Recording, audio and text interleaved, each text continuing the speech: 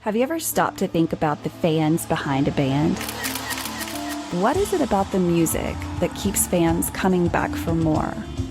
Or is there more? My name is Renae Lipsmeyer, and I am the host of this podcast, The Space Between Podcast, the podcast where we talk about the fans of the Dave Matthews Band.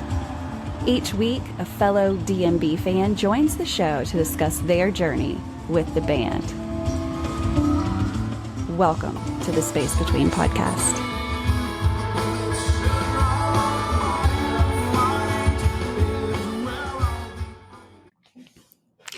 Hey guys, welcome to another episode of the Space Between Podcast, the podcast where we talk about the fans of a band that has been making music for over 30 years. If this is your very first time to listen to the Space Between Podcast, well, we are going to talk about one band, and that band is actually getting inducted into the Rock and Roll Hall of Fame this October. So we are talking about the Dave Matthews Band.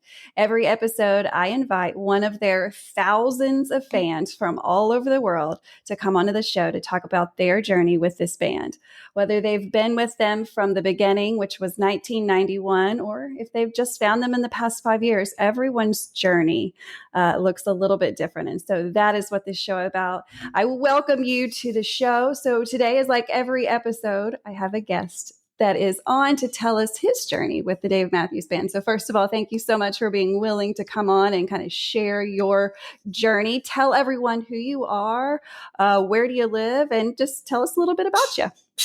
Awesome. Thanks so much, Renae. My name's Henry Hart. I live in St. Augustine Beach, Florida, although for the last almost 20 years, I spent most of that time just outside of Houston near the Woodlands. So much of my time in the last 15, 20 years has been going to Dave Matthews Band shows in the Woodlands outside of Houston. I work for a company called Sweetwater Sound. So I am in the sound audio business, hence the guitars back there.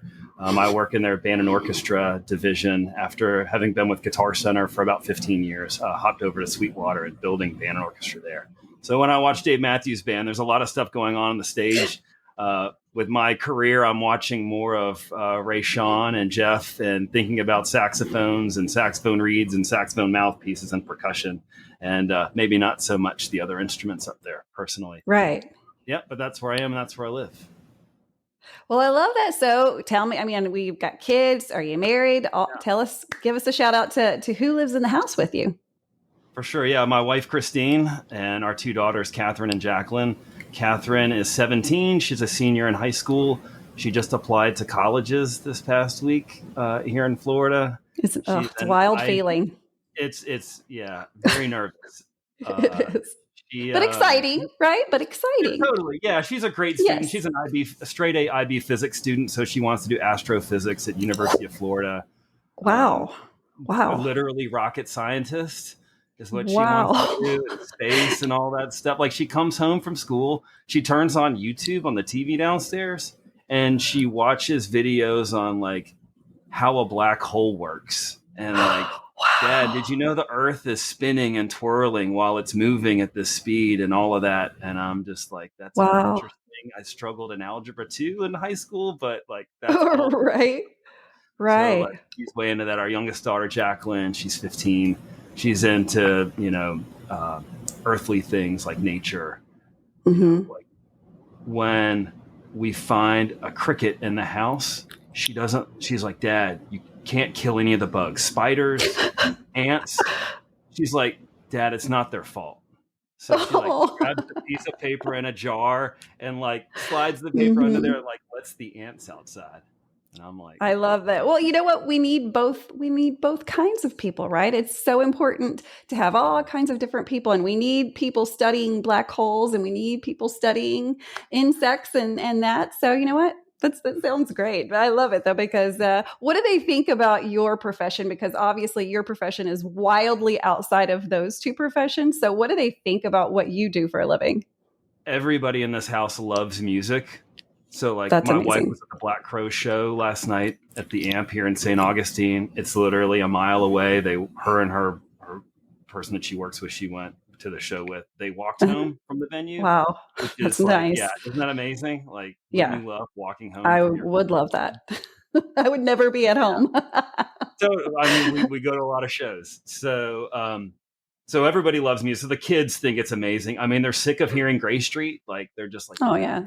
they That's going just to be my question is, do they like the Dave Matthews Band? I mean, they like close the door here in my room when the music comes on. I mean, they know it, and they've been to a couple of shows. Catherine, the oldest, has taped a couple of shows with me. Jacqueline, see, she went to one of the shows in Jacksonville here this year, 2024. We all went to MSG 2022. That was their first time seeing Dave Matthews. wow. What a trip, though, because not only did they get the concert, which I'm sure was amazing to them, but you get New York City. And so Correct. taking two girls to New York City, wow. Yeah, it was actually the second time going. We drove from Texas to New York in 2015, so they were Oh, wow. 6 and 8. So we were talking earlier about like which era of your kids' lives is like your favorite, like 6 and 8 in New York City, like not the Empire State Building, the Statue of Liberty, like going to the Statue of Liberty and a picture of them like doing the pose, Oh, yeah. like holding a book at 6 years old. Like, yeah, that was awesome. But anyway, so yes, they were 13 and 15. So yes, New York City with kids that age is great. And we went with the didn't go with the Bergamos, went to the show with them, and they have a suite at MSG each year. So we were that's fortunate awesome to see it from that perspective. Oh, that's amazing. Don't get me wrong, I love the pit and love being up close and everything, but sometimes you want to just sit in a comfortable place. Yeah.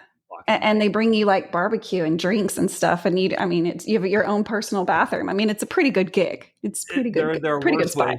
Show. I mean, I'm getting old, man. Like, yeah, some of those comforts are nice, and they're very generous people and give us the opportunity to do that. So, of course, and it's not their favorite. They're into. So, who is their favorite? They probably listen to a lot of similar, but then also they may have, their own special. Like, who are they talking about?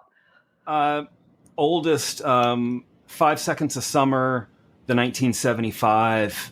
A little bit more pop rock. We're going to see Luke Hemmings in November at Hard Rock Live in Orlando. He's the lead singer to 5 Seconds of Summer.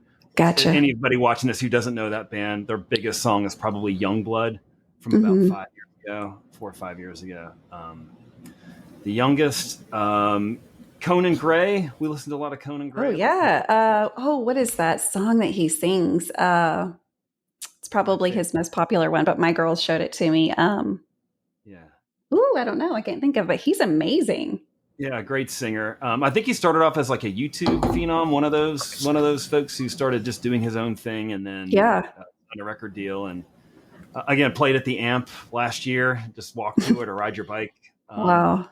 He ended up like Paramore, bands like that. So, but they know all kinds of things. Like they like the Beach Boys, they like the Beatles. They're super well rounded. They just like music. Like we don't live in a really big house. We're at the beach in Florida. Yeah. So they hear a lot of stuff, and I just listen to a lot of stuff, and so does my wife. So whether they like a lot of things or not, they're just going to be exposed to a lot of music. And that's great. I think it's great. So tell us, how in the world did you become a fan of the Dave Matthews Band? Go back in time. Tell us, when it is, and, do you remember a lot of this time? Because, of course, this band, I try to think of, sometimes I can't remember what I did yesterday. So to go back, let me think here. In 1994, I mean, that's so hard for me, but, I know just from talking with you a little bit that this is one of the things that really is documented well in your mind. So take us back to the very first moment that you heard of the Dave Matthews Band. Totally. And before I answer the question, I'll just say my mind apparently works the opposite that yours does. I remember dates really well. I vividly remember moments from a long time ago. It's not that I have a photographic memory. I don't read a lot of books and I don't remember things like that. But moments in my life that matter to me, I think about them all the time. And so I've just thought about them time and time again, and they just haven't left. So they've just sort of stayed kind of vivid in my mind. So that's how this is a really easy story for me to tell because I think about it a lot. I grew up in Wilmington, North Carolina. I'm 44 years old, so I was born in 1980. So when the band was going on, I was like an impressionable teenage kid who was really into music And so it was like a perfect time for me when this band sort of came out, so to speak, for me to connect with it. And they were in that part of the country. So a lot of my friends in middle school and high school knew about this band. They played at a club in Wilmington in November of 1993. I have a couple of friends who were at that show, and I remember them telling me about it. I was in 8th grade. I had a mom and dad who didn't let me do those kinds of things, but my friends could. So there's a show at the Mad Monk Club. It's not there anymore. In November 93. And a couple of friends of mine, high school friends growing up with, were there. So around that time, a friend of my sister's named Catherine Smith had a cassette tape of Remember Two Things. And I didn't know what it was. It was just this cassette tape. And there was a couple of live songs, like Ants Marching is a live performance. So I thought I was listening to a live show, kind of. Like, is this a studio album? Is this a live album? What is this? But that was the music that was getting tossed around the friend circles, that was being played a lot. There wasn't anything on the radio yet, but we were all listening to the music. But it didn't connect with me at first. Like, I was like, what is this saxophone thing? And then there's like a violin. Like, I don't know about this. Like, I was listening, growing up in the South, you're going to listen to country, whether you like it or not. It's just there. It's everywhere. So, like, Clint Black, No Time to Kill, that album came out in 93. Like, those were kind of my jams. The 90s were a solid decade for country music, though. I love those so first good. 5 Clint Black albums. I mean, I put it up against anything anybody's done. And the fact that he wrote those songs is amazing. It's crazy. Anyway, yeah. This is not a podcast about country music, I promise. It's not, but it happens. Fine. So I didn't really connect with it so much. It didn't really hit. Then another friend of ours, Ashley O'Neill, I don't know how I remember these names. Again, I haven't seen these people in 30 years, but I remember who they were. Yeah. She had a cassette tape of a show. It was a Dave Matthews and Tim Reynolds show, April 22nd, 93 at the Prism Coffee House. And she let us borrow it. And like, I was starting to kind of like get it. Like, I was hearing, you could listen to the songs a little bit differently than the full band. The lyrics were a little more clear. And that show is actually a DMB live release now. So it's a pretty well-known show, but I was listening to this in like the fall of 1993 or early 1994. And I was starting to kind of get it. But the real thing that really turned me on was my sister Karen was listening to Under the Table and Dreaming. So this would have been after September 27th, 94. So like fall 94, I think probably January 95. I heard a piece of a song that I was like, what is that? I actually really like that. I need to find what this is. So after my sister left the house one day, because she would never let me listen to her stuff, I grabbed that black CD. I mean, you know how it is, older sister, teenager. I remember. 14, then a senior in high school. This black CD with the name of the songs written around the edge is like, that's the thing that this song is on. So I grabbed the CD. I vividly remember going into my room, putting it into my CD player on my little shelf above my bed, and hitting play and skipping through the songs to try to find the part of the song I like. So I go to the first song and I start skipping and I didn't find it. I go to the second song, what would you say? Listen, that's not it. Go to the third song. I quickly knew it wasn't Satellite. I go to the fourth song, Rhyme and Reason. That's not it. I skip through the thing and I'm not hearing it. And then all of a sudden the CD starts skipping on its own. You're like track 14, 15, 16, 17. I'm like, is there something wrong here? Like, is my CD player broken? Like, I popped the disc out and I like looked at it thinking it was scratched. I'm like, no, that's not, this doesn't make sense. I'm like, shit. I listened to this whole damn CD. Put the CD back in, close the lid, as CD players did back then. And I hit play. And thankfully, it was the end of the first song. It's the Hey Laws and the Roy solo at the end of Best of What's Around. And I was like, it got me. Like a very bright major key, soprano sax, positive, these Hey Laws and the melody of the saxophone. It just grabbed me. Like none of the other songs did. And I love that album and I love everything about it now. But at the time, that was it. So I listened to that song over and over and over and over and over again, mostly because I wanted to hear that last, I don't know, 45 seconds. That really, Yeah. really grabbed me on it. So that was how I started. And then I went back to that cassette tape of the Dave and Tim show, and I started learning to play guitar. And I got a guitar Christmas of '94, so it's like I got to learn how to play this thing. So I learned how to play the guitar basically off of Dave Matthews Band songs and the Under the Table and Dreaming Wow. tab book and a couple of other albums. But that was, and Dave Matthews Band songs are not easy to play for those of you who don't play guitar, or like you're watching that on stage and you're like, Dave, he does it so easily. He's just singing, doing it. No. Right. It is really, really, really hard to do that. So spent hours and hours in my room in high school. I never went to a high school football game.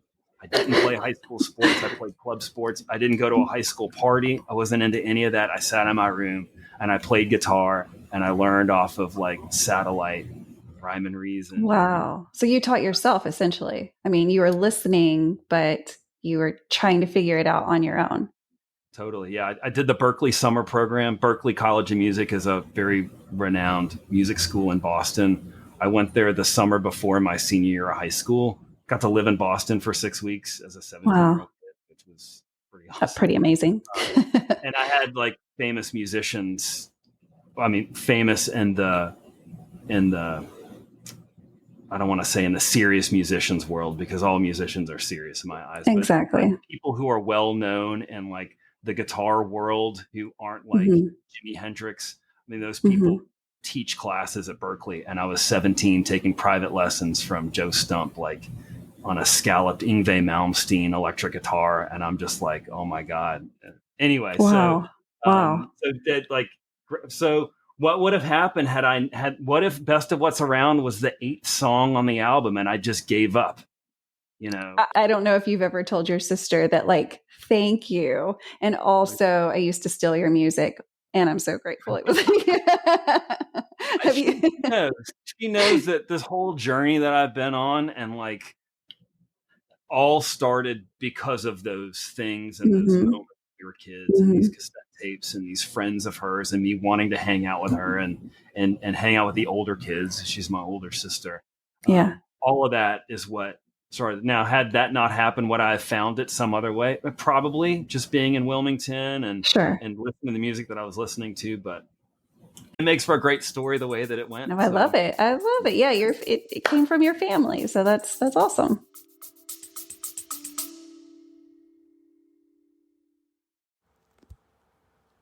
Hello, everybody. This is Dave Rich from the Eddie Casino Band out in Las Vegas. We're really excited to get this journey going, celebrating our music, our original music, on all platforms. We just released our first single over Labor Day weekend called Eddie Casino. If you're looking for new music, look out for our next single coming out to Spotify, YouTube, Instagram, Apple Music.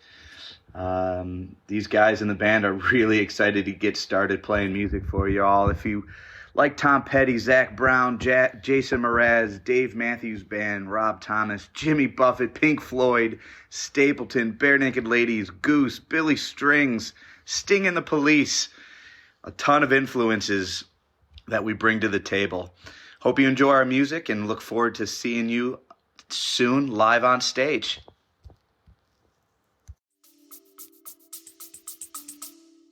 Yeah.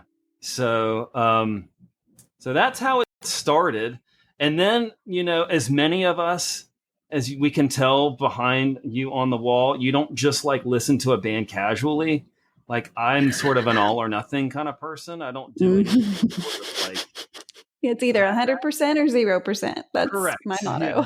Including like household chores and all. 100%.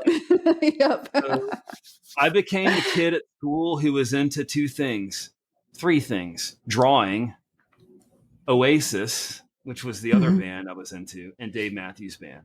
Like, I wore the t-shirts, referenced it in everything I did, joked about it, talked about it. Everybody kind of knew that I was like, that was the thing that I the was number reading. one fan. The number one fan. And then, wanting more music Like if if you just get albums, I mean, that's great, but you're very limited in what you're going to listen. I mean, you're listening to the same song over and over. And I kind of went back to that cassette tape and was like, I want more of these cassette tapes. Yeah. So this is in the beginning of the internet. Again, there's probably some younger folks that listen to this too. Like this was all happening when the internet was literally being invented. Mm-hmm. So, which sounds wild, right? We sound like back in the 1900s, like we sound like grandma and grandpa now. And you're not joking with like, it was the 1900s. Like I have to like catch myself. Somebody says something like that. You're not joking. Like that is literally true. My kids tell me all of the time that they're the ones that kind of like pointed that out. They were like, Mom, you were born in the 1900s. I'm like, it's not that long ago, but it sounds forever ago. Is it okay to tell your kids fuck you? I mean, like, I know, but it just kind of made me go, yeah, okay, I'm going to use that later. Yeah. So one of the things that happened at that time that has kind of turns into a bit of a story later on is, again, in the invention of the internet, there is no Facebook. There is no social media. It doesn't really exist. There are social communication methods. Like people were just getting email addresses, and like emailing people was the way to communicate. There was no text messaging. Cell phones had not been invented to the point. Could ask everybody for their email. Yeah. So somebody named Alex Crothers, who was a student at University of Vermont, a freshman at school up there, he had a class, and I've talked to him about this. We've gotten in touch recently. He had a class where he had to basically tell a story or go on a journey, and it was like a storytelling class, some weird abstract class. And he somehow parlayed that project for class into going to the IT department and asking them to set up an email list where, again, this is social media back in 1993. This was October 1993. He created a thing where you could send an email to a group of people and they all got the email. And then somebody else would send an email and the group would get the email. And you could do a thing called a digest where you just got the collection of emails once a day. So he created something called the Minarets Digest, and people joined this mailing list, and they would send emails about Dave Matthews Band. Wow! And this was the very first Dave Matthews Band social media thing, where people, mostly in New England, but it eventually branched out across the country, were able to communicate online about Dave Matthews Band. It was the very first thing. It went from October 93 to May 4th, 95. When he left school for the summer, he went back to school and didn't turn it back on. So fast forward to 2006, I was like determined to find this email list deep in the internet catacombs. So I emailed the dean of the IT department at UVM and was like, hey, here's this thing that I'm looking for. Can you help? And he's like, funny you mentioned that. We're going to start a project on data archiving. Let me get with my class and I'll get back in touch with you. And a month later, he sends me an email explaining that they went into the old hardware at school. This was 13 years earlier because this was in 2006. They went into the old hardware in the closets. They found the machines and the servers and the hard drives that had this information. They used it as a class project to extract that data out. And he sent me a text file of the entire digest. Wow. So being an Almanac admin, we went through the entire thing. We got a bunch of set lists and songs and performances and things, and it's now archived on the DMB Almanac website. You can click a button and read the entire digest and see all of that neat stuff. That is incredible. I bet when you received that email and you were just reading through it, it was, I mean, how did that feel? I was on San Jose Boulevard in Jacksonville driving to work, and I was at a red light and I got an email. All right, I got a text message from somebody telling me to check my email. And I got to work and I looked at it and there it was. And we kind of just went giddy for a couple of days about it. Yeah, it's like finding a dinosaur bone. Yeah. You found it. You knew it was out there, but you just had to find it. So, That's amazing. yeah.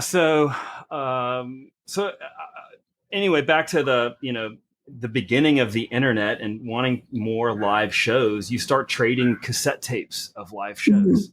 And this was our DMB hub, or the places where you go to listen to live Dave Matthews Band music, or wherever you go to download those shows or however you get them now.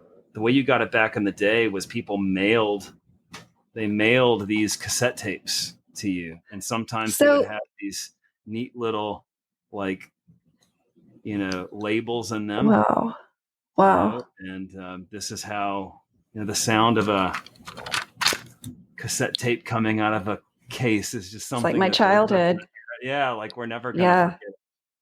And just built a collection of these cassette tapes because I wasn't old enough to go to concerts. Mom wasn't going to let me drive to Raleigh or Charleston or Virginia. I was 15. I was 14. So how does one find, only because I really don't know, and I'm sure that listeners probably don't know this either, how did you find people that had the tapes? Yeah, so going way back again, this is in the first couple of years of the internet, websites were very basic, like basic colors, basic text, basic links. Google hadn't been invented yet. There were very basic,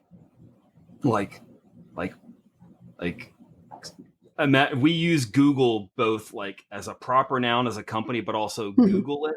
The equivalency of Googling it would take you to these things. One of them would be like a web ring, is what they called it, where there would be multiple websites about the same thing, and you would connect to one another, so to speak, and you would come to a page and read about this person going to Dave Matthews Band shows and see their tape list, and you wanted to go to the next website in the ring, you'd click a button at the bottom of the screen, and it would take you to the next website. That's the next Dave Matthews Band fan. And they were called web rings. There's one example. Once you got connected with enough people and you found folks that had massive tape lists, you would pretty much just hover to those folks, see which new tapes they got.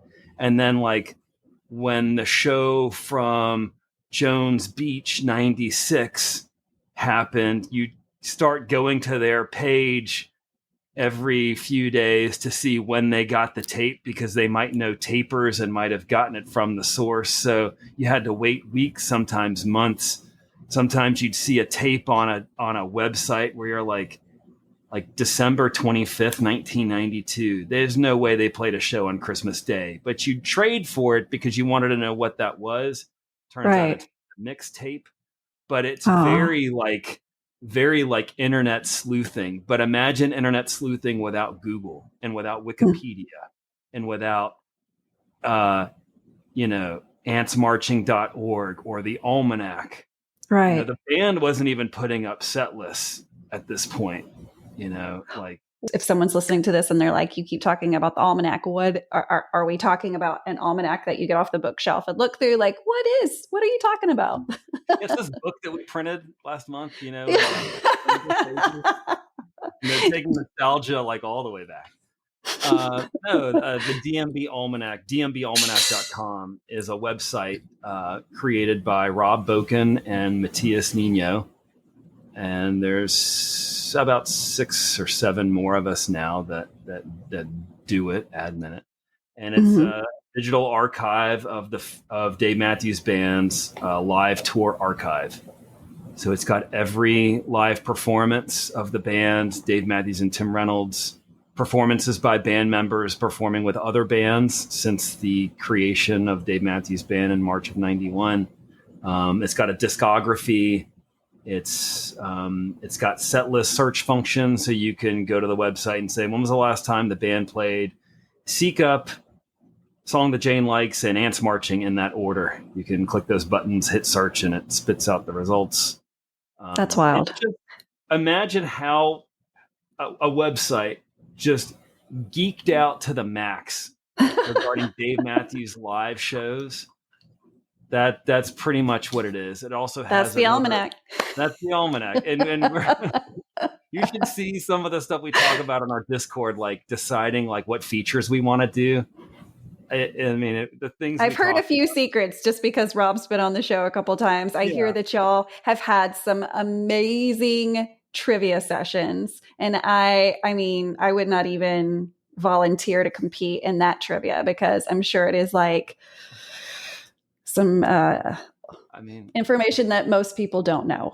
Yeah, this is for most of us, this is one of our biggest hobbies. Outside of like our jobs and our families, like we spend.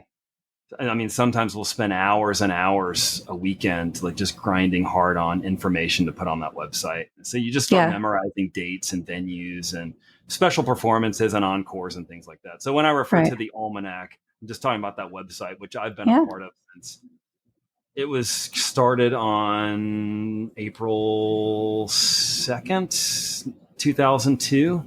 And I knew all the guys then, but I became a part of it later that year. In 2003, after I graduated from college, I spent most of that summer entering in song times and venue info and all of that for all of the shows up to that point. So this is summer of 2003. So it's the first 10 years of the band. So most of the song times from shows up to that point, most of the show notes that you see at the top of a show page, most of those from those older shows. Of course, we found new shows since then, but most of that stuff was the work that I did in 2003 in a couple of months. So is there a date on record or a date that you think you're close to what show was the first show that someone, like a fan, taped? Has that ever been something we found out? Yeah. And you don't have to know it off you didn't know I was going to ask you that, but yeah. Well, there's some tapes from August 1991. Well, there's two answers to this question, in my opinion, and this might be wrong, but this is what I think, knowing what I believe I know. There's the tapes that we have, which is almost all of it. Mm-hmm. Pretty much everything since most of 95. We have almost every show, 99% of it. Yeah. But there were people recording back then who, for whatever reason, and I'm not being critical of it, they have not released those recordings out there. Yeah. There's people who have personal collections of some of this stuff that, right or wrong, good or bad, has monetary value probably now. Mm-hmm. They probably have recordings that the band might not have. And so they don't feel obligated to share it just because. And again, I'm not being critical of that. Yeah. If you taped a show in July of 91 and it's your cassette in your closet, that's your cassette in your closet. It's between you and the band. If you want to sell it, or probably selling it to them is probably what would happen there. So Stefan has a recording of the band's first show in March of 91. He's put out recently from it, but he shared a picture, I think on Twitter at the time, a picture of the cassette tape. So like their very first show exists, but we've only heard one song of it. So we know there's a lot of stuff from the old days that has been recorded that's sitting on tapes that aren't out. Do you think, and I don't know the reasons why people hold information, but that begs the question, if Stefan actually has the whole recording of the very first performance, do you think he would ever let us hear it all, like release all of that? I'm an optimist. I believe that I don't believe that there is music that will intentionally not be shared one day. Yeah. So would Stefan or the band ever release that first performance? I'm an optimist. I feel like unless there's a real reason not to, that it will one day as part of a box set or a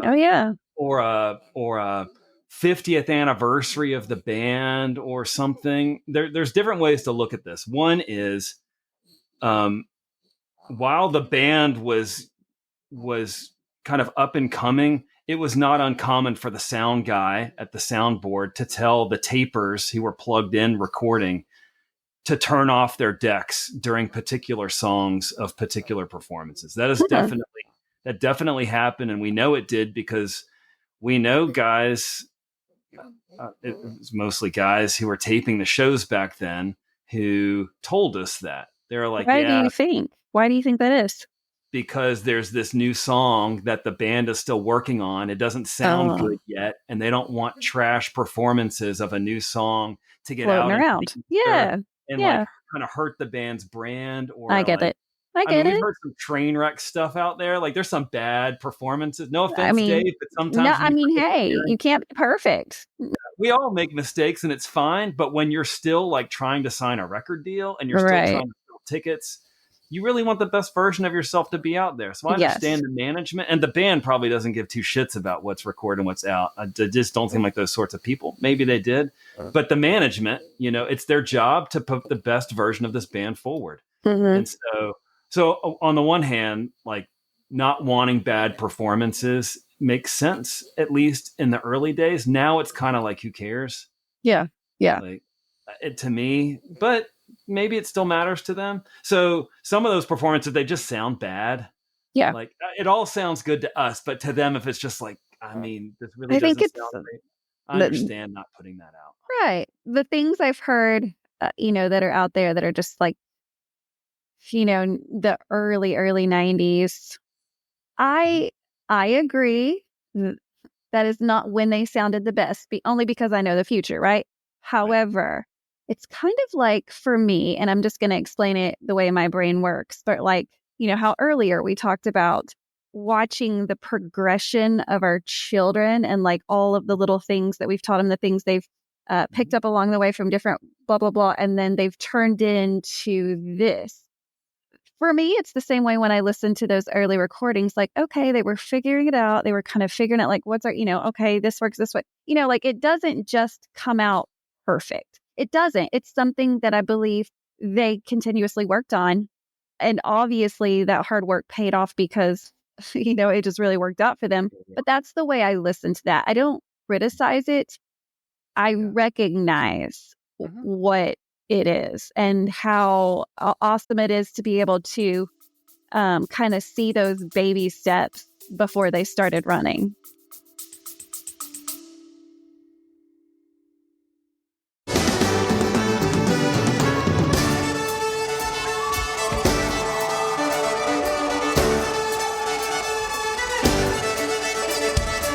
What's up, everybody? This is David with the Dave Matthews Tribute Band. We're a nationally touring tribute to DMB, playing shows all over the country and beyond. Our goal is to bring you back to the classic sound that you fell in love with in the 90s and the 2000s, featuring a violin, saxophone, and maybe some keyboards sprinkled in as well. You can find out information about all of our tours and shows by visiting thedmtb.com. You can also check us out on Facebook and Instagram and other socials by searching the Dave Matthews Tribute Band or the DMTB. Hope to see you on the road and enjoy the Space Between podcast.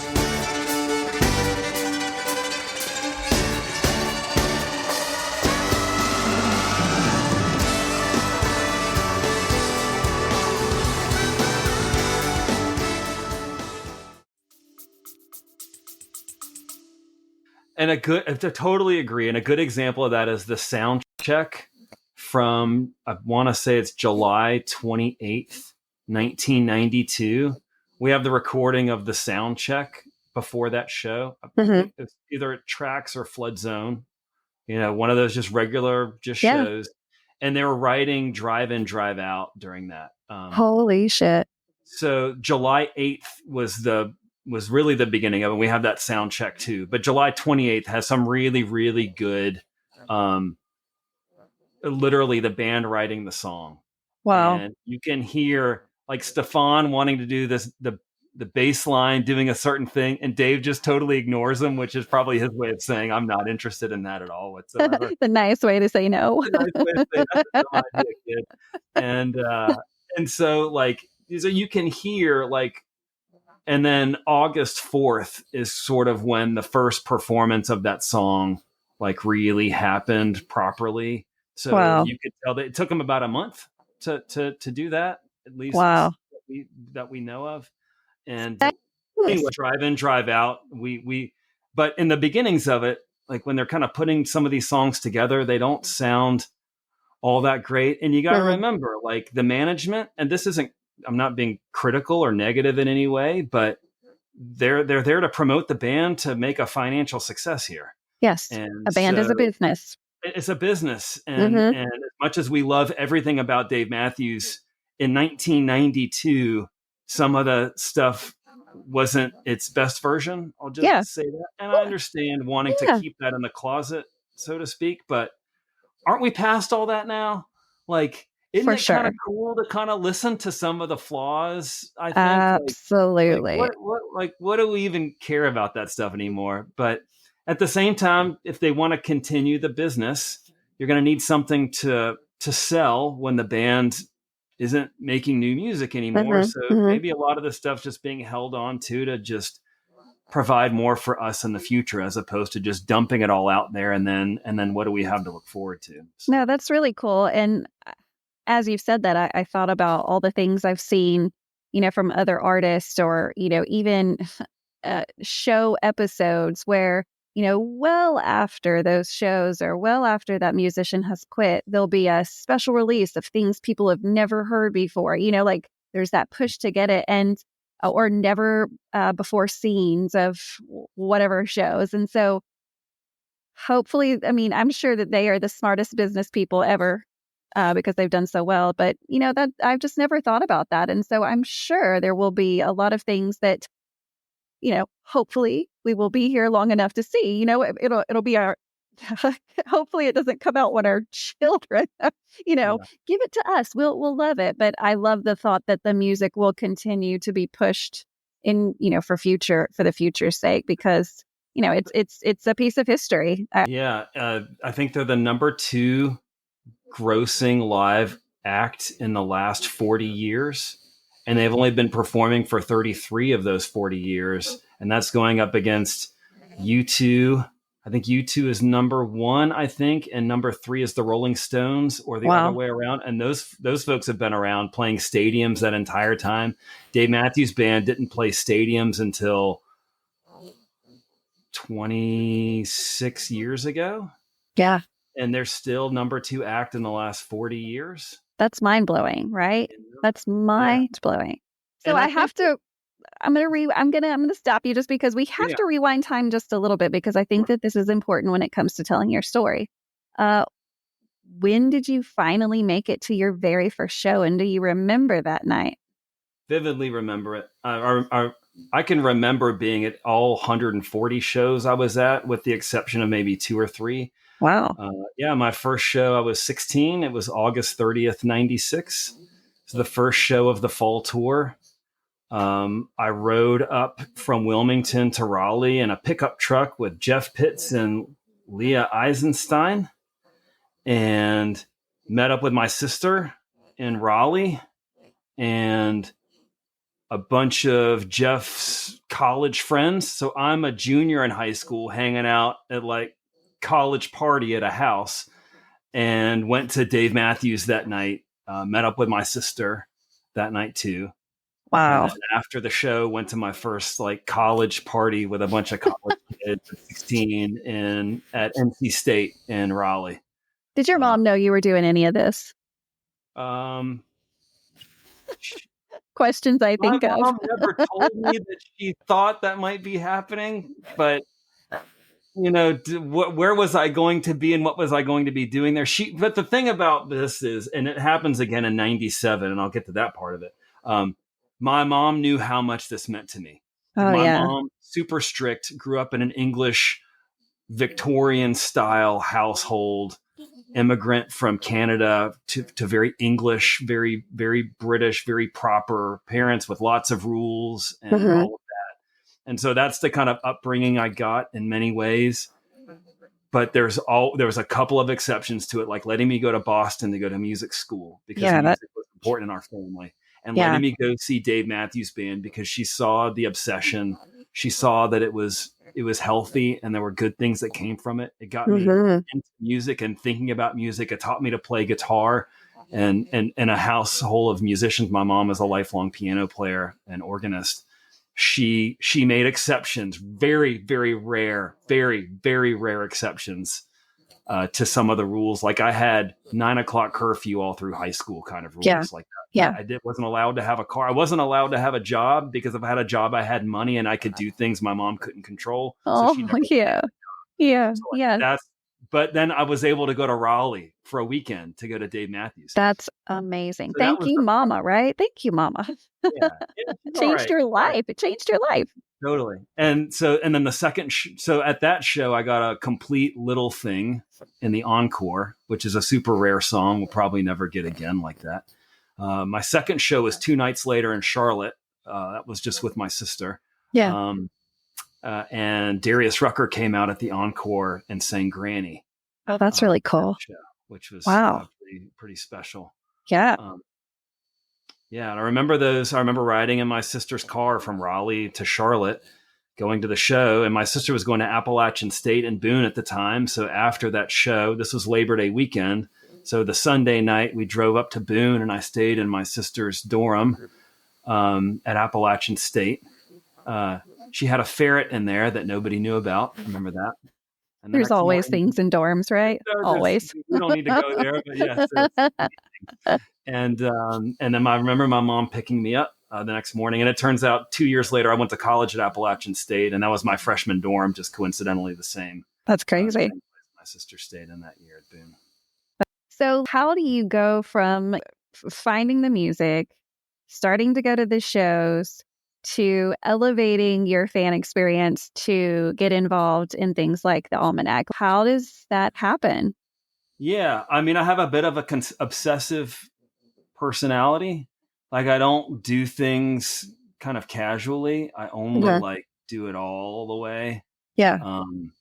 So being into this band, I was as into it as I could like physically and monetarily be as a 16 and 17-year-old kid.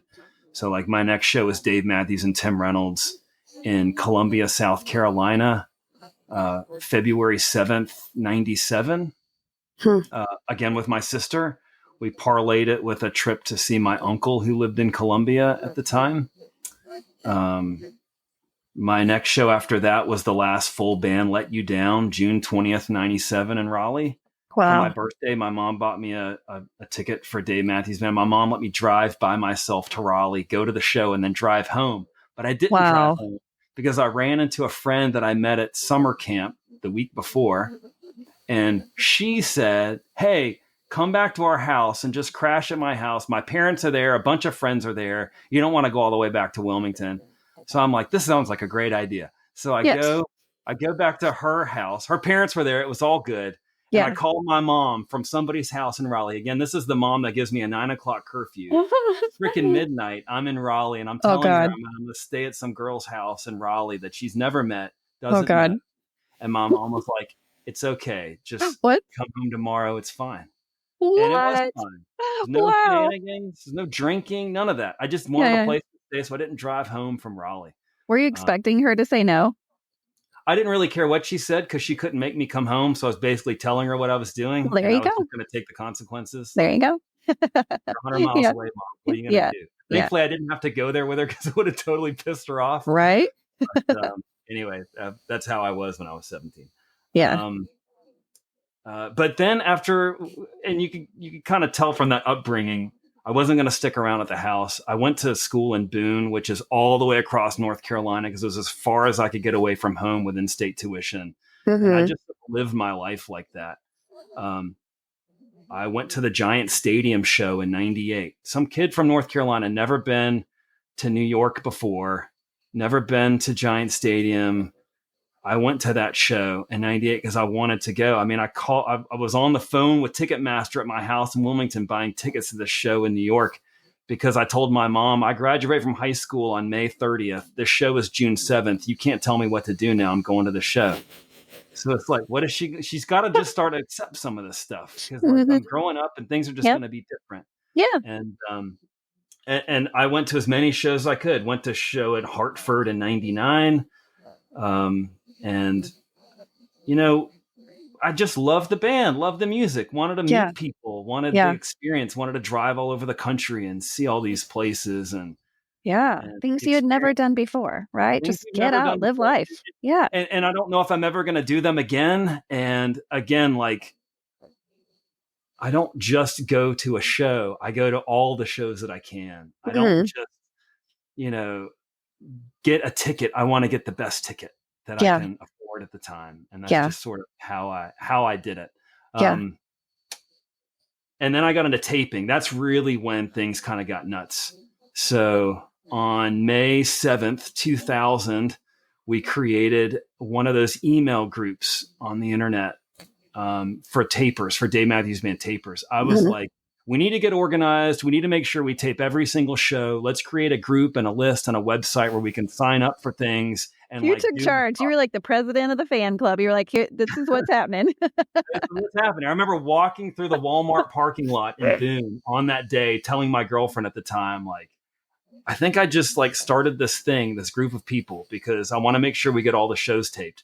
So I bought a recording deck, I bought microphones and a preamp and cables and all that stuff and a stand, all that stuff that some of y'all see at shows, and started meeting friends online and going to that summer. I think I went to, I don't know, 15 shows that year, 17 shows that year.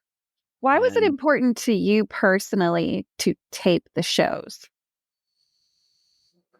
A couple reasons. One is because I wanted to make them sound as good as possible. Like, I wanted good quality shows so that we weren't listening like to windy and distant sounding stuff. Like a lot of the things we record now that sound good, like a lot of that focus came from that group and us like working on better tickets together and doing that sort of thing. But also, I love when people come up to me and they're like, wow, you're taping the show. Tell me about it. Yeah. Or like, what's your name? And you tell them your name and they know who you are because they downloaded a show that you taped last year. Yeah. Yeah. Or that you mailed them some discs because it was all CDs back then. Right. And just connecting with people and sort of a little bit of that, like, there's something kind of special about this. For sure. Like people see tapers, at least back then, when it was CDs and tapes and you had to wait weeks to get things, they saw them. They were kind of put a bit on a pedestal. What I wanted to do was remove all of that. Like, you don't need to wait 2 weeks to get a show just because some taper, that's the way they do it. Right. We can do this work. We can go home. We can do the computer things and create the discs in a day and get things out faster. Yeah. You know, so it's not this sort of nostalgia, hard to get thing. I want to get this to the masses. Yeah. It's sort of always been my mindset with all of that. And also it's just fun, like tech gear, recording devices and DAT tapes and microphones and all that stuff we were doing. Yeah. And it's just cool for us. And I've always loved it. Yeah. There's no way at the time that you could have known that this band was going to last for so long, and that because of all of those things that you enjoyed, you also ended up documenting history, because now we are so thankful that people did that, but for different reasons, right? Because it is history. And so, you know, you probably weren't thinking of recording history at the time because you didn't know, but also you did. You played a major role in that. This is the answer. Like, the more and more I've thought about what you just said, and when you're 20 years old at a concert in Cincinnati, and like the first show I taped was on my 20th birthday. It's the June 26, 2000 show at Riverbend in Cincinnati. It's where I met a lot of my lifelong friends for the first time that day as people were getting together before the show. Remember that show vividly. It's a Live Tracks release now. Wow. At that time, you're just partying, you know, you're up late, you're driving all over the country, eating Taco Bell, you know, like you're the things you're looking forward. Like you're thinking about the next show, the next tour, what this show's going to sound like. What are how many classes can I get away with skipping before I actually have to start going to school, because the gorge is right at the beginning of the school year. Yes. And there's these 2 shows before. Like, I walked into class my senior year 2 weeks after school started. And in my business law class, the professor is still taking attendance. because it's the beginning of the semester. Yeah. And he gets to my name and I'm like, here. And he's like, glad that you're joining us, Henry. Where you been? And I was like, I've been traveling around. And he's like, I hope you went to somewhere nice, like St. Thomas, St. Bart's. Like, I was in St. Louis, which was like the 2 shows the week before at the beginning of the 2002 tour. So that's what you're thinking about when you're young, and you don't care about anything but just having fun. Yeah. But now the way I see taping shows is 100 years from now, when we're all gone, and maybe even some of our kids are gone, there's going to be some 15-year-old kid who listens to music, however you listen to music 100 years from now. A TV commercial, if we still have TVs, Amazon Music, maybe they're listening to an episode of a TV show and there's ants marching playing it. And this 15-year-old kid's going to be like, wow, I love that song. And they're going to go find it. And then they're going to go find Ants Marching by Dave Matthews Band. And it's going to be their favorite song. And then they're going to want to hear more. Yes. They can either just hear a handful of albums that were made 100 years before that are going to sound fine. But if they want to obsess like we obsess, if they want to be into this band the way we are without actually having shows to go to, they're going to find this live archive of a couple thousand concerts. They're going to have over 1,000 versions of Ants Marching to listen to for years of their life, you know? And if we don't tape these shows, if we don't have an almanac, if we don't have these podcasts, if we don't have these fan websites like Ants Marching, you know, and Nancy's.org that was around back in the day, or that Minarets archive that Alex Crothers created in 93 and all the things that happened from that, this 15-year-old kid never hears that song, never has that additional music to listen to, you know, never obsesses about it and just moves on to something else. But we've given that kid something because of our love of live recording, our ability to not pay rent for 6 months so we could buy concert tickets, which is absolutely a thing that I did in my senior year. Like, that's how I see it now. It's like looking in the future for future fans who aren't even here yet.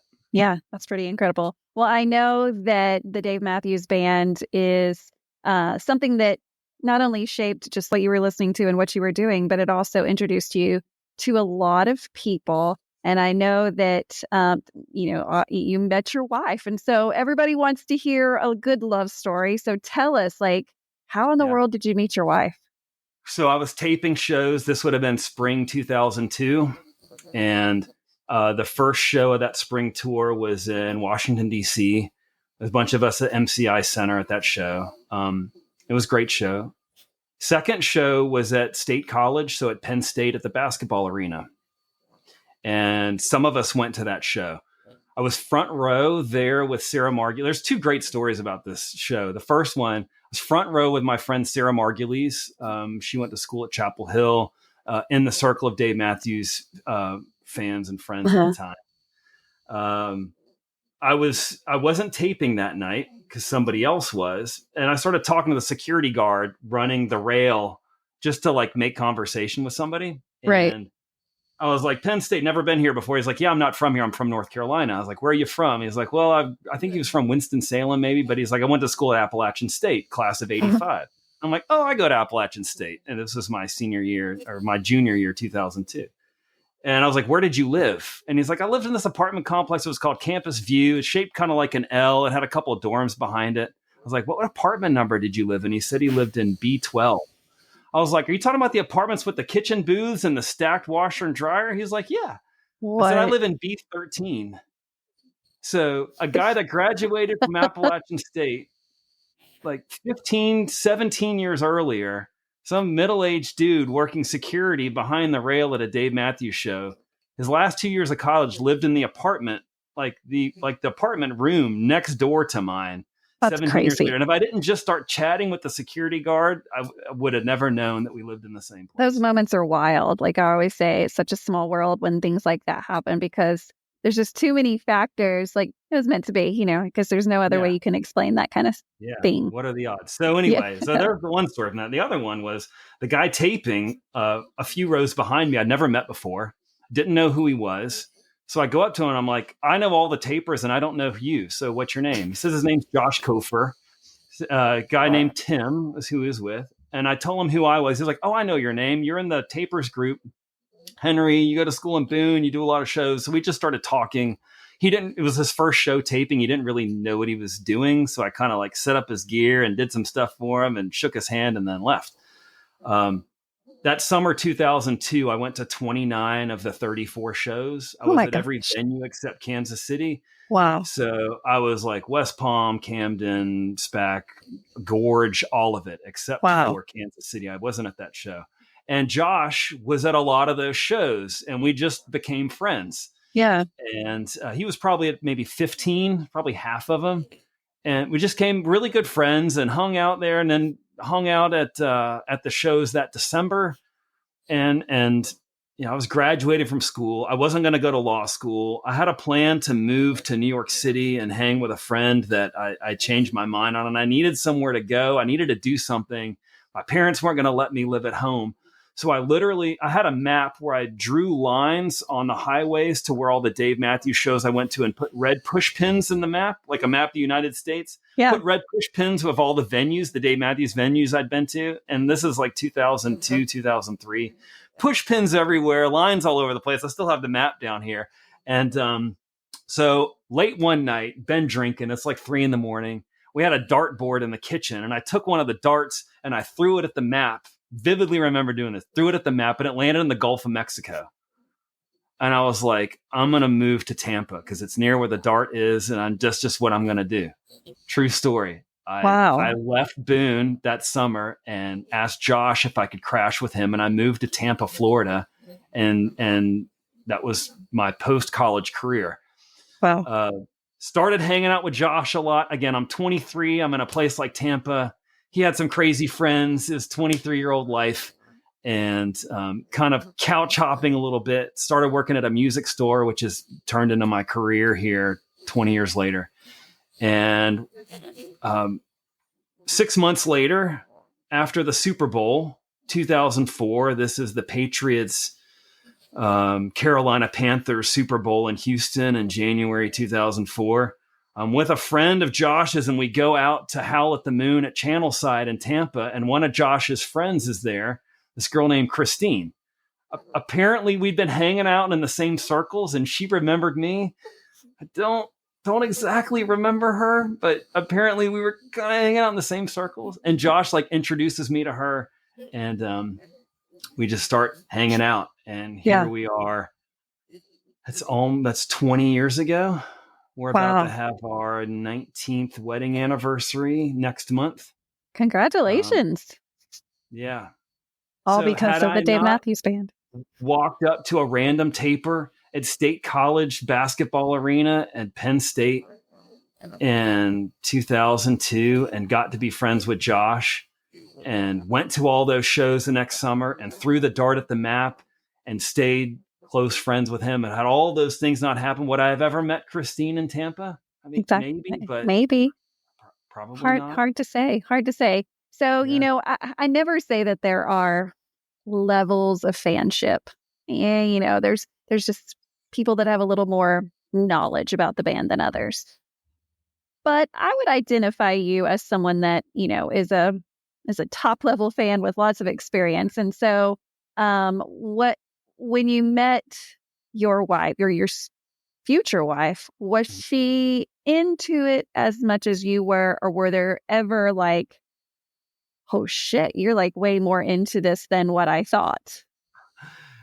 I think everybody who meets one of us and like gets in a relationship with us has that oh shit moment. Like whether they're into it like we are or not, they're like, wow, like we're talking about whether or not we're paying rent over some concert tickets. I didn't have that on my Henry Hart relationship bingo card. Like I think it's maybe it's not paying rent, and I don't think we ever did that. But like I think all of our significant others, all of our partners, sort of have that moment at some point. She'd been to Dave Matthews a couple times before with people, so she liked them. She had the Central Park CD, the Live at Central Park CDs. and Don't Drink the Water is one of her favorite songs. Yeah. Where Are You Going is one of her favorite songs. That's our song from our wedding. So it wasn't too much of a bridge. Like she doesn't go to all the shows I go to. She's good with maybe 2 shows in a row, like 4 shows, and she's kind of tapped out. Yeah. But thankfully she's into the band, and she does like them. It is really nice when it's on both sides, equal or not, but it is nice for the other side to at least respect it and be like, okay, cool. Like, I don't need to do it at that level, but you go right ahead and chase your dreams or whatever it is. My husband and I have that, Dave Matthews Band for me, and I love it when he goes, but does he want to go to every show that I want to go to? Definitely not. Probably and not. He has Razorback baseball. I live in the state of Arkansas, so we don't have professional sports in Arkansas. So we are just, diehard into our colleges. And so that is his Dave Matthews Band. That's kind of what our equal is. Like, he wants to go to every game. And the crazy thing about baseball is they have a lot of games. They have a lot of games.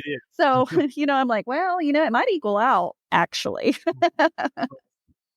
That's cool. Yeah. Well, you mentioned the fandom thing, like how big of a fan. And yeah, I can get a lot of questions right on a trivia night, but there are some questions that I don't know anything about the band. And usually when I tell people this, they're like they don't understand it really. Yeah, well, tell us, give us an example. I'll give you, I got 3 of them, all kind of connected. So somewhere in September of 2003 is when Some Devil came out. And that's when I was in Tampa, living the life, doing all that almanac work. And, I burned the disc. I might have gotten it before it was released, or somehow, however we got music in 2003. I was riding with a friend to Clearwater, so over this big, long bridge in the Tampa area. And I remember putting the disc in and us listening to it. And I knew Gravedigger and I knew Stay or Leave, but I think that was probably all that I knew. And we kind of skipped through it. And we thought it was absolute garbage. And coming from a Dave Matthews fan like me, I was like, I'm not connecting with this in any way. And he took the CD. He was riding in an old Hoopty convertible. Like it was not a nice ride. Yeah. He takes the CD out while we're on the bridge and slings it. Oh my God. And that was the last time I heard the Some Devil album. It's been 21 years and I've never listened to it again. There's songs on there I have no idea what the Dodo, have no idea what it sounds like. I think Up and Away is on there. I can't even name the whole disc, the whole album. So there's a Dave Matthews Band, not a Dave Matthews, a Dave solo album that I've got. I don't own it. I mean, I can play it on multiple devices, but it's in my vault. And one day I will go back to it and I'll listen to that album and it'll be like listening to it for the first time. Because it will be in over 20 years. I did the same exact thing with the Come Tomorrow. Yeah. And Away from the World albums. I wasn't littering and throwing stuff out of a car. I listened to every album just out the window, over the bridge. Trip to Clearwater, Dave Matthews Band just came out with a new album. Contributing to our garbage problem in the oceans. Exactly. No, I didn't. Again, 23. It was a long time ago. We don't do that. So those other 2 albums, I listened to them once, kind of skipped through them, and I haven't listened to them again. Now, having been to a lot of shows in the last 3 years for the first time, like the amount of shows I've been to, there's this huge peak in my college years, and then there's this very low number for 15 years raising kids and doing all that, and now it's peaked again. Mm-hmm. So apparently, Away from the World, I've heard almost all of those songs live. And even Come Tomorrow, I saw those songs like Beach Ball and Snow Outside. I have no idea what those songs sound like. And whenever I do almanac work, I intentionally avoid all of that. So I've got 3 Dave Matthews albums that I don't know anything about. I don't know what they sound like. There's a song called BKK, BK, DK, BK, whatever that thing. I have no idea what that is. There are no words to it. Good to know. There are no words. Like, people are like, somebody asked me a while back what I think about the song Gaucho. Apparently it's like, it's amazing. People like, I have no amazing. idea. But I think that'll be cool for you later to hear. You almost have something reserved. Like, you've got your own brand of bourbon. You've just got it sitting, you're waiting, and it's going to mature. And then you're going to listen to it and be like, yeah, oh my God, why I think this is what's going to happen, though, if I can be really honest. I think you're going to hear it whenever whenever you decide to, and you're going to regret not finding it sooner, because there's some bangers on there, like amazing shit. But I respect your game. I respect it. There's a song I heard in West Palm this year. I don't even remember what it's called. They played it in the middle of the. Oh, there's another example. The song "She." I think "She" is on one of those albums. It's on that Come Tomorrow album. Song. I love that song, and I felt like I listened to it for the first time.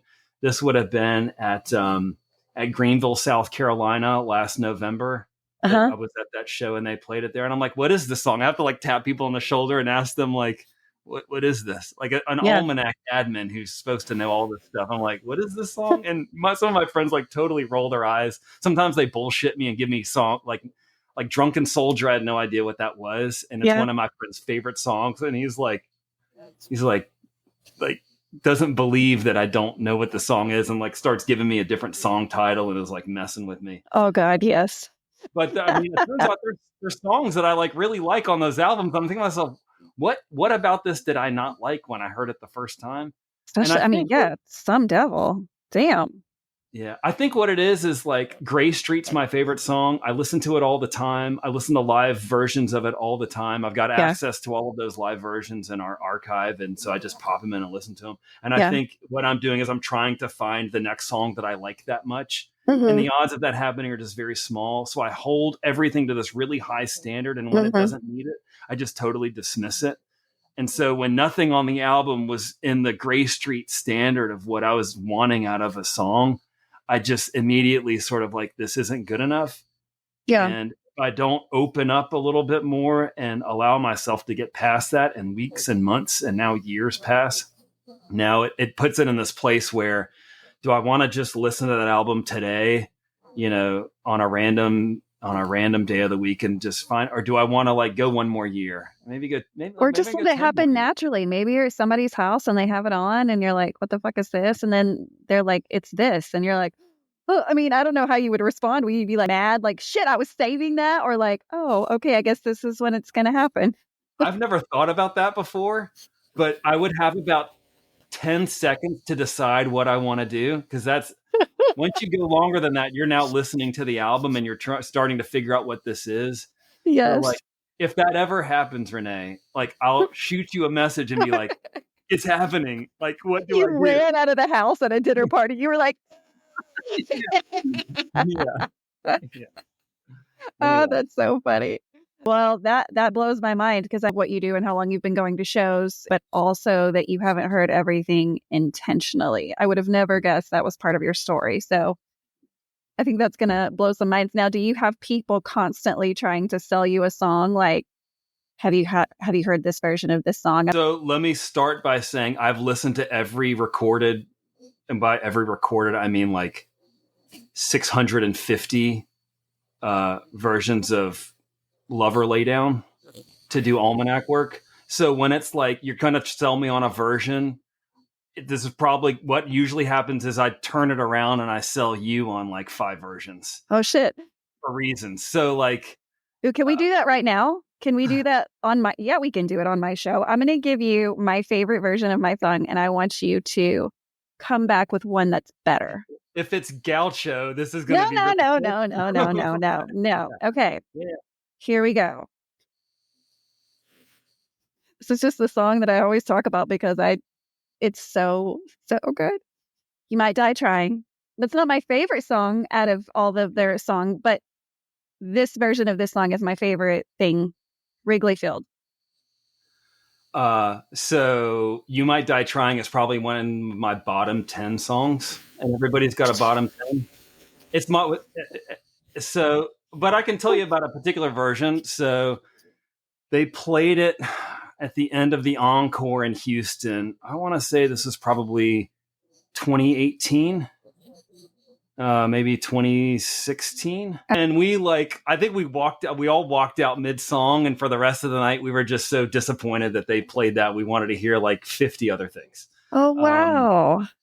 So that's a song that I don't know a ton about because I don't Well, personally listen to it a here's lot. why I picked that song out. Again, that's not my favorite song. And if you had to ask me what my favorite song is, I honestly don't have an answer for you. It comes in waves. Mm-hmm. The last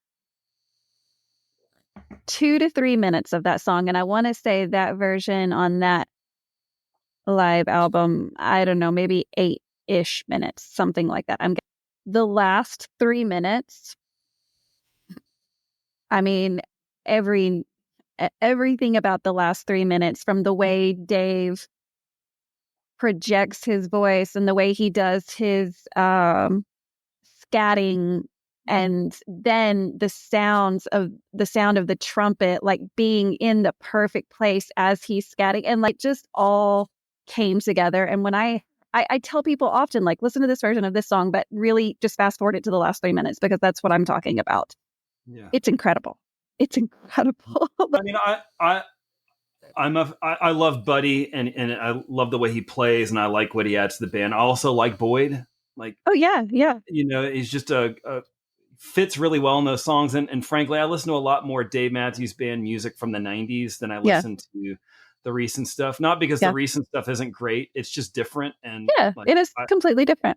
If you really like Leroy's style of jazz playing, it's different from Jeff's. So you might just listen to more of those pre-2009 shows. So I would probably pick something. If we were talking about You Might Die Trying, I'd pick something in the Boyd era.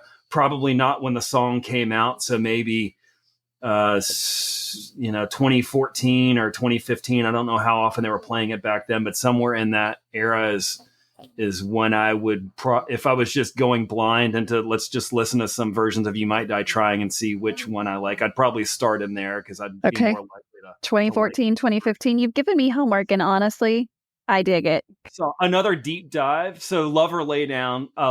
Earlier this year, I listened to all of the performances of Love or Lay Down that we have to do some notes on the Leroy solos. Uh-huh. So Leroy will play little melodies from other songs when he's doing solos, and we enter all those notes in the almanac. Uh-huh. So I got to listen to all of that to make sure we get all the notes. So I would, I live near the beach. I'd go walk on the beach a couple times a day, and I'd use my phone and go into the server and go to the next Love or Lay Down and listen to that stuff.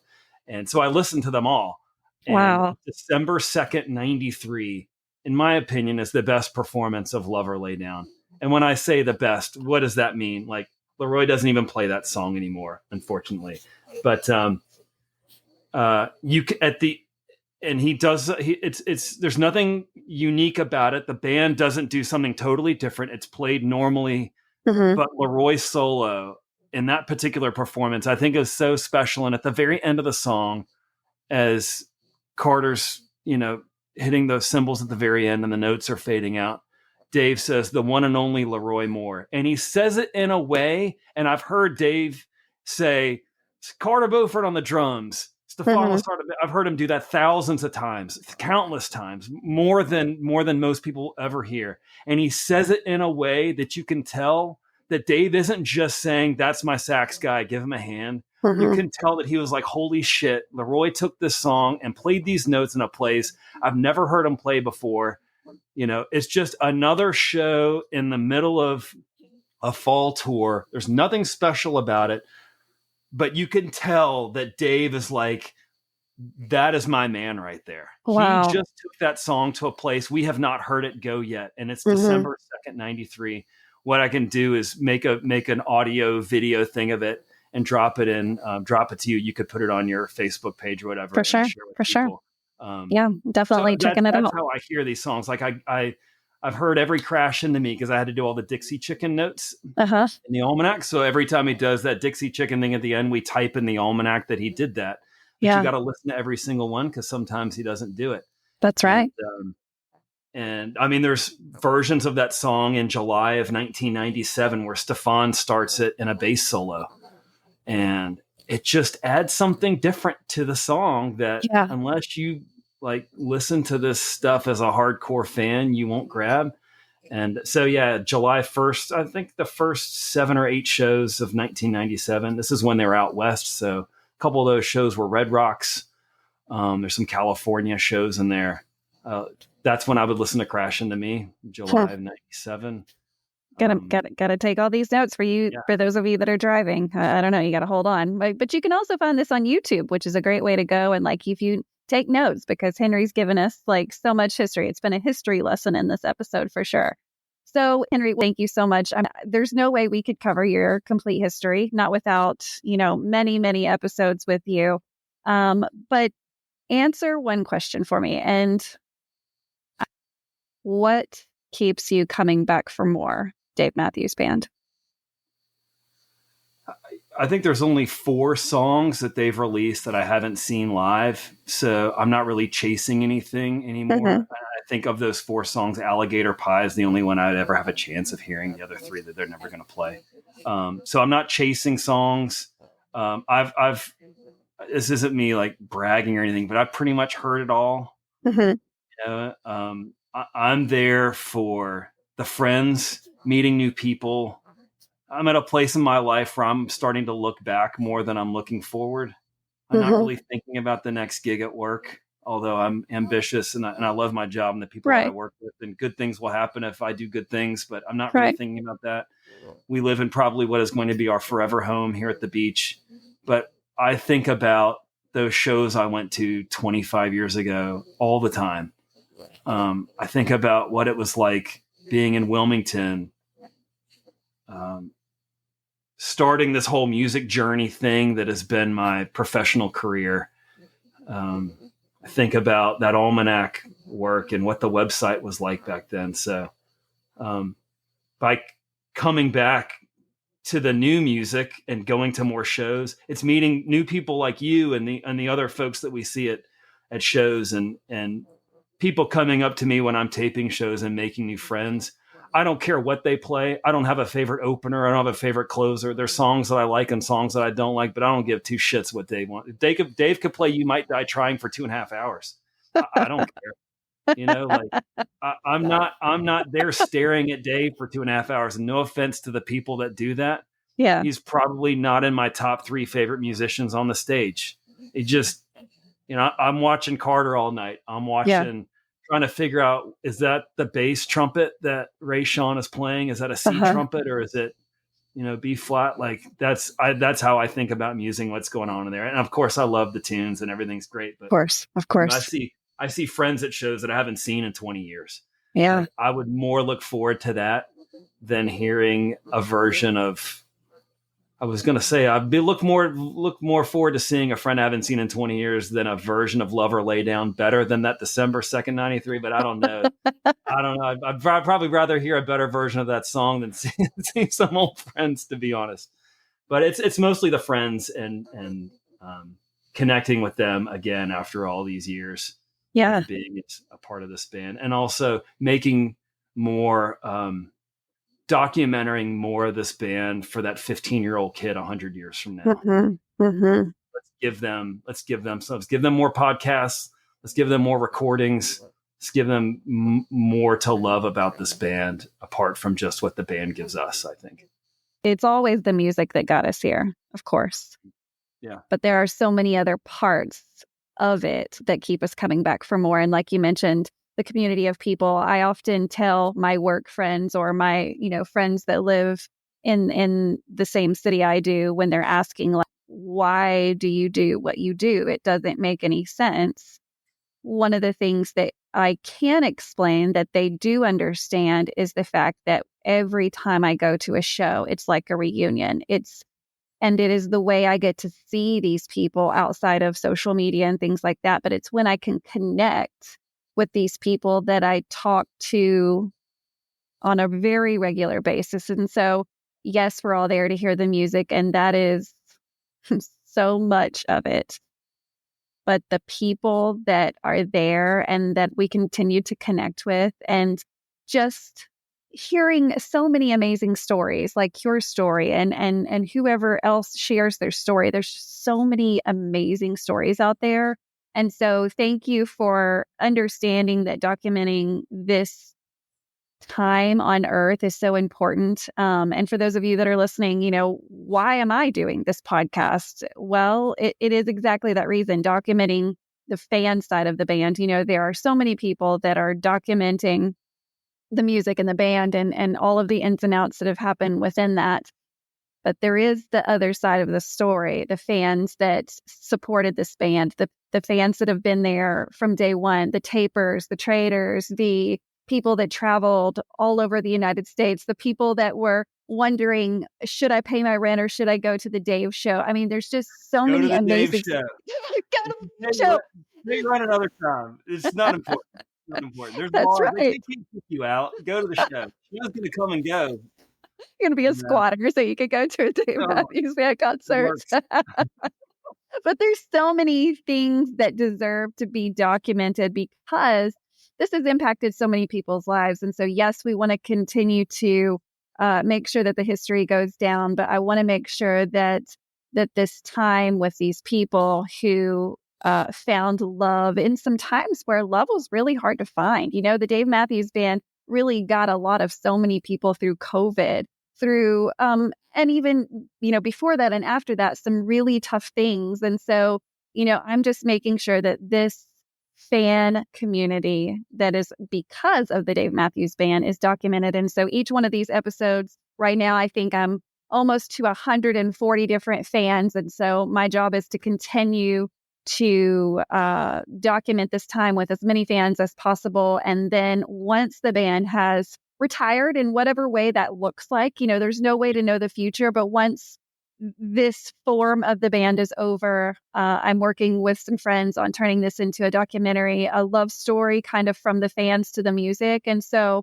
if you're interested in sharing your journey, I encourage you to reach out on any social media and just say, hey, I'd really love to share my journey, whether you've been a fan for 5 minutes. I'd love to hear that. Like, what did you hear that made you go, hey, who is this? Or if you've been a fan for, you know, over 30 years, definitely reach out to me. Henry, I can't thank you enough for sharing this time and your history with me. Yeah, thanks for having me. It's been great. Appreciate it. Absolutely. So guys, if you're listening to this on your favorite podcast app, just know that you can watch this on YouTube, just simply under the Space Between Podcast. And be sure to like us on all the socials, Facebook, simply under the Space Between Podcast. On Instagram, it's the Space Between _POD. And then TikTok, it's just the Space Between Podcast. So be sure to reach out if you're interested. But in the meantime, guys, peace, love, and Dave Matthews Band. Space between the tears we